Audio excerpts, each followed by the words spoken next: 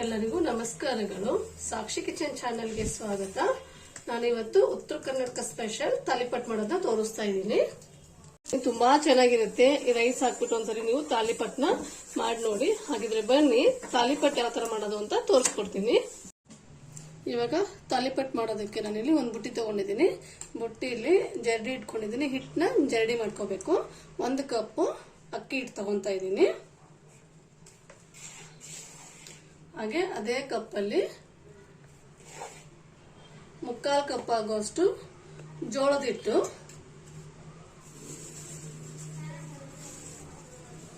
ಅರ್ಧ ಕಪ್ಪು ಕಡಲೆ ಹಿಟ್ಟು, ಹಾಗೆ 1 ಕಪ್ಪು ಗೋಧಿ ಹಿಟ್ಟು ಹಾಕೊಂತ ಇದ್ದೀನಿ. ಇಲ್ಲಿ ಅಕ್ಕಿ ಹಿಟ್ಟು ಹಾಗೆ ಗೋಧಿ ಹಿಟ್ಟನ್ನ ಸಮ ಪ್ರಮಾಣದಲ್ಲಿ ತಗೊಂಡಿದ್ದೀನಿ. ಜೋಳದ ಹಿಟ್ಟು ಕಡಲೆ ಹಿಟ್ಟನ್ನ ಅರ್ಧ ತಗೊಂಡಿದ್ದೀನಿ. ಇದನ್ನ ಇವಾಗ ನೀಟಾಗಿ ಜರಡಿ ಮಾಡ್ಕೊಳ್ಳೋಣ. ಇವಾಗ ನೋಡಿ, ನಾನು 4 ತರದ ಹಿಟ್ಟನ್ನು ಜರಡಿ ಇಟ್ಕೊಂಡಿದ್ದೀನಿ. ಇವಾಗ ಇದಕ್ಕೆ ಈರುಳ್ಳಿ ಹಾಕೊಂತ ಇದ್ದೀನಿ. ಚಿಕ್ಕದಾಗಿ ಕಟ್ ಮಾಡ್ಕೋಬೇಕು, ಅಂದ್ರೆ ನಮ್ಗೆ ತಾಲಿಪಟ್ಟು ತಟ್ಟೋದಕ್ಕೆ ತುಂಬಾ ಚೆನ್ನಾಗಿ ಬರುತ್ತೆ. ದಪ್ಪ ತಟ್ಕೊಂಡ್ಬಿಟ್ರೆ ತಾಲಿಪಟ್ನ ಹರಿದೋಗುತ್ತೆ. ಅದಕ್ಕೋಸ್ಕರ ಇಲ್ಲಿ ಚಿಕ್ಕದಾಗಿ ಕಟ್ ಮಾಡ್ಕೊಂಡಿದ್ದೀನಿ.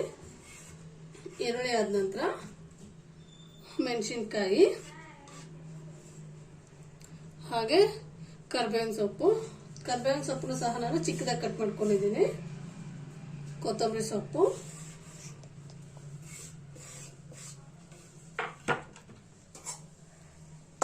ಕ್ಯಾರೆಟ್ ತುರಿ,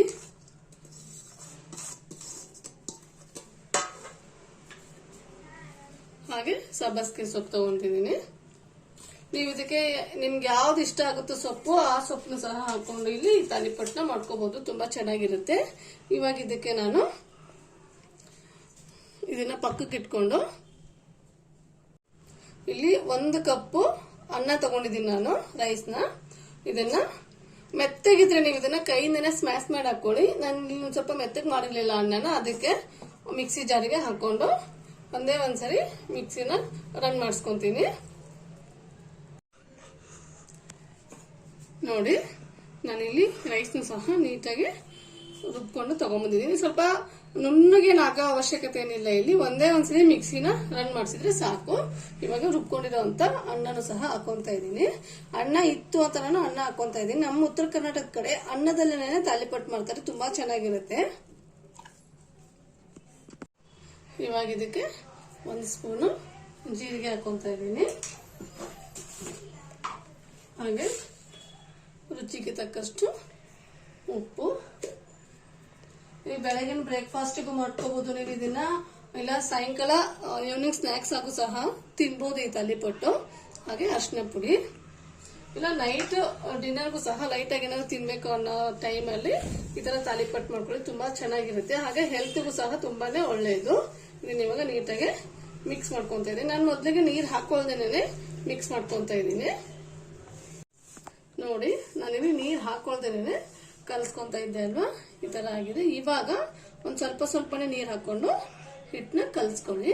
ಒಂದೇ ಸರಿಗೆ ಜಾಸ್ತಿ ಹಾಕೊಂಡ್ಬಿಟ್ರೆ ತುಂಬಾ ಹಿಟ್ಟು ನೀರಾಗಿ ಹೋಗುತ್ತೆ, ತೆಳುವಾಗುತ್ತೆ. ಅವಾಗ ತಾಲಿಪಟ್ ತಟ್ಟೋದಿಕ್ಕೆ ತುಂಬಾ ಕಷ್ಟ ಆಗುತ್ತೆ. ನೋಡಿ, ನಾನಿವಾಗ ಈ ತರ ಹಿಟ್ಟನ್ನ ಕಲ್ಸ್ಕೊಂಡಿದ್ದೀನಿ. ಇದನ್ನೇ ನೆನೆಸ್ಬೇಕು ಅಂತ ಅವಶ್ಯಕತೆ ಏನಿಲ್ಲ. ದಿಢೀರಾಗಿ ಕಲಸಿದ ತಕ್ಷಣನೇ ಮಾಡ್ಕೋಬಹುದು. ಇಲ್ಲ ನೆನೆಸ್ಬಿಟ್ಟು ಮಾಡ್ತೀವಿ ಅಂದ್ರೆ 10 ನಿಮಿಷ ನೆನೆಸ್ಬಿಟ್ಟು ಸಹ ಮಾಡ್ಬೋದು.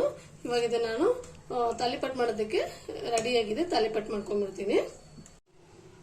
ನೋಡಿ, ನಾನಿಲ್ಲಿ ಒಂದು ಕಾಟನ್ ಬಟ್ಟೆ ತಗೊಂಡಿದ್ದೀನಿ. ಈ ಕಾಟನ್ ಬಟ್ಟೆಯಲ್ಲಿ ಇವಾಗ ತಾಲಿಪಟ್ನ ಲಟ್ಟಿಸ್ಕೋಬೇಕು.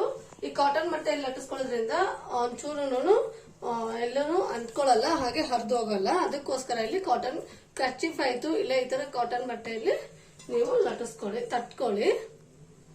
ನೋಡಿ, ಈ ತರ ಕೈಯನ್ನ ಒದ್ದೆ ಮಾಡ್ಕೊಂಡು ತಟ್ಕೋಬೇಕು. ನಾನಿಲ್ಲಿ ಈ ಕಾಟನ್ ಬಟ್ಟೆನ ಸಹ ನೀರಲ್ಲಿ ಒದ್ದೆ ಮಾಡ್ಕೊಂಡ್ಬಿಟ್ಟು ಇಟ್ಕೊಂಡಿದ್ದೀನಿ.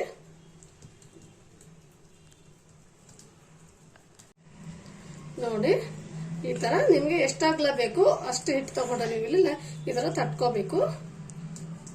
ನಾನು ಇದನ್ನ ತಟ್ಕೊಳ್ಳೋ ಅಷ್ಟರಲ್ಲೇ ತವಾನ ಸಹ ಬಿಸಿಗೆ ಇಟ್ಕೊಂಡಿದ್ದೆ. ತವಾನ ಸಹ ಬಿಸಿ ಆಗಿದೆ. ಇದನ್ನ ಇವಾಗ ಬೇಯಿಸ್ಕೊಂಡ್ಬಿಡೋಣ.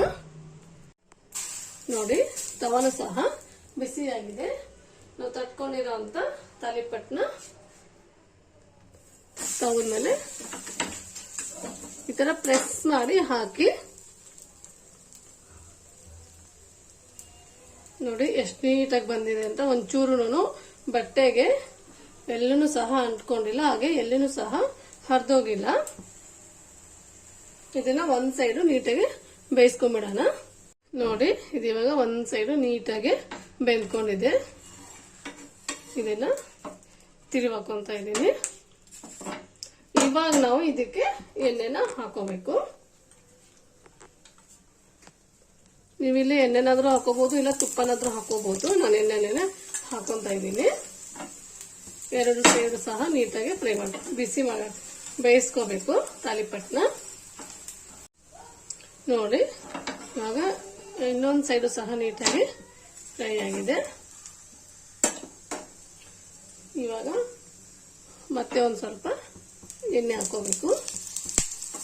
ಟೇಸ್ಟ್ ಮಾತ್ರ ತುಂಬಾ ಚೆನ್ನಾಗಿರುತ್ತೆ. ಇದನ್ನ ಬೇಯಿಸುವಾಗಲ್ಲ, ಹಿಟ್ಟು ಕಲಿಸ್ತಾ ಇರ್ತೀವಲ್ಲ, ಅವಾಗಲೇ ಈ ಸಬ್ಬಕ್ಕಿ ಪರಿಮಳ ಮಾತ್ರ ತುಂಬಾ ಚೆನ್ನಾಗಿ ಬರ್ತಾ ಇರುತ್ತೆ. ಕೆಲವೊಬ್ರು ಸಬ್ಬಕ್ಕಿನ ತಿನ್ನೋದಿಲ್ಲ, ಸಬ್ಬಸ್ಗೆ ಸೊಪ್ಪನ್ನ. ಅಂತವ್ರಿಗೆ ಈ ತರ ತಾಲಿಪಟ್ಟದಲ್ಲಿ ಇಲ್ಲ ಅಕ್ಕಿ ರೊಟ್ಟಿ ಮಾಡ್ತೀವಲ್ಲ ಅಂತ ಅವಾಗ ಸಬ್ಬಸ್ಗೆ ಸೊಪ್ಪನ್ನ ಬಳಸಿದ್ರೆ ಸಬ್ಬಸ್ಗೆ ಸೊಪ್ಪು ಸಹ ಅವ್ರಿಗೆ ತಿನ್ನಿಸ್ದಂಗಾಗುತ್ತೆ. ನೋಡಿ ಇದು ಇವಾಗ ರೆಡಿ ಆಯ್ತು. ನಾನು ತೆಗಿತಾ ಇದ್ದೀನಿ. ನೋಡಿ ರೈಸ್ ತಾಲಿಪಟ್ಟು ರೆಡಿ ಆಗಿದೆ. ಸೂಪರ್ ಟೇಸ್ಟಿ ಆಗಿರುತ್ತೆ ಈ ತಾಲಿಪಟ್ಟು ಮಾತ್ರ. ಇದ್ರ ಜೊತೆಗೆ ನೀವು ನೆಂಚ್ಕೊಳಕ್ಕೆ ನಿಮ್ಗೆ ಚಟ್ನಿ ಬೇಡ, ಏನು ಬೇಡ, ಯಾಕಂದ್ರೆ ಇದ್ರಲ್ಲಿ ನಾವೆಲ್ಲ ಮಸಾಲೆನ ಹಾಕ್ಬಿಟ್ಟಿರ್ತೀವಲ್ವಾ, ತುಂಬಾ ಚೆನ್ನಾಗಿರುತ್ತೆ. ಒಂದ್ ಸ್ವಲ್ಪ ತುಪ್ಪ ಅಥವಾ ಬೆಣ್ಣೆ ಇದ್ರೆ ಸಾಕು. ಬೆಳಗಿನ ಬ್ರೇಕ್ಫಾಸ್ಟ್ ಅಥವಾ ಈವ್ನಿಂಗ್ ಸ್ನಾಕ್ಸ್ ರೆಡಿ ಆಯ್ತು ಅಂತಾನೆ. ಹಾಗೆ ಹೆಲ್ತಿಯಾಗ್ಲೂ ಸಹ ಇರುತ್ತೆ.